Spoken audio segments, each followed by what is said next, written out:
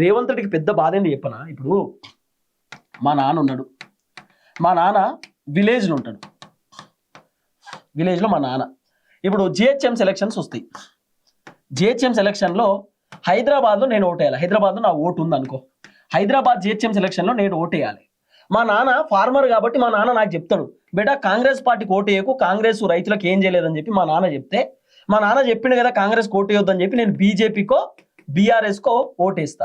అప్పుడు Congress party vote పోయినట్టే కదా, కాంగ్రెస్ పార్టీకి నా ఓటు కాంగ్రెస్ పోయినట్టే కదా.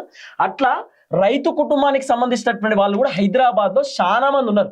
ఒకవేళ వాళ్ళ తల్లిదండ్రులు కాంగ్రెస్ ఓటేయకని చెప్తే ఏనటువంటి వాళ్ళు కూడా ఉన్నారు. రేవంత్ రెడ్డికి ఇదో బాధ పట్టుకున్నది, మన ఓట్లు పోతాయేమో, హైదరాబాద్ జిహెచ్ఎం సెలక్షన్లో కూడా మనకి ఇబ్బంది అవుతుందేమో అనే ఆలోచనతోటి రేవంత్ రెడ్డి పెద్ద ఎత్తున రైతు భరోసా గురించి ఫోకస్ పెడుతున్నాడు.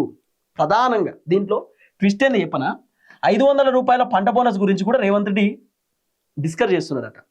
500 రూపాయల పంట బోనస్ ఇవ్వాల్సిందే అని చెప్పి కూడా రేవంత్ రెడ్డి డిసిషన్ తీసుకుంటున్నాడట. ఎందుకంటే రేవంత్ రెడ్డికి వేరే ఆప్షన్ లేదు.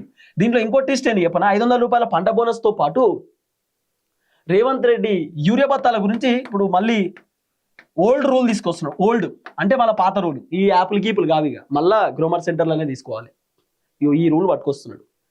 ఎందుకంటే రేవంత్ రెడ్డికి ఉన్న పెద్ద బాధ రైతుల బాధ. ఎందుకంటే తెలంగాణలో దాదాపు 80 లక్షల మంది రైతులు ఉంటారు. 80 లక్షల మంది రైతులు కనుక తలుసుకున్నారు అనుకో, 80 లక్షల మంది రైతులు వాళ్ళ ఫ్యామిలీస్, వాళ్ళ కుటుంబ సభ్యులు, ఒక్కొక్క ఇంట్లో 3-4 కూడా ఉంటారు. వాళ్ళందరూ తలుసుకుంటే సుమారు ఒక 2 కోట్ల మంది ఉంటారు. ఈ 2 కోట్ల మంది రేవంత్ రెడ్డికి ఓటేయకపోతే కాంగ్రెస్ ప్రభుత్వం డమాల్ కదా, కాంగ్రెస్ ప్రభుత్వం ఇబ్బంది అవుతుంది కదా, ప్రభుత్వానికి పెద్ద ఎత్తున డ్యామేజ్ కదా. అందుకే రేవంత్ రెడ్డి రైతులపైన ప్రధానంగా ఫోకస్ పెట్టిండు. ఈ రైతులలో కూడా కాంగ్రెస్ పార్టీ కార్యకర్తలు ఉంటారు, కాంగ్రెస్ పార్టీ నాయకులు ఉంటారు. కానీ రైతుల కోపం వచ్చిందంటే పార్టీలను చూడరు, రైతులు వాళ్ళ సమస్యలనే చూస్తారు. కాబట్టి రేవంత్ రెడ్డి రైతు భరోసా పైన పెద్ద ఎత్తున ఫోకస్ పెట్టిండు. ఇప్పుడు ఆల్రెడీ అధికారులకు చెప్పేసినట్టే 3000 కోట్ల రూపాయలు అరేంజ్ చేయండి, రైతులకు ఇచ్చేద్దామని. రైతు భరోసా ఇవ్వాల్సిన పైసలే రేవంత్ రెడ్డి వేరే దాన్ని ఖర్చు పెట్టిండు.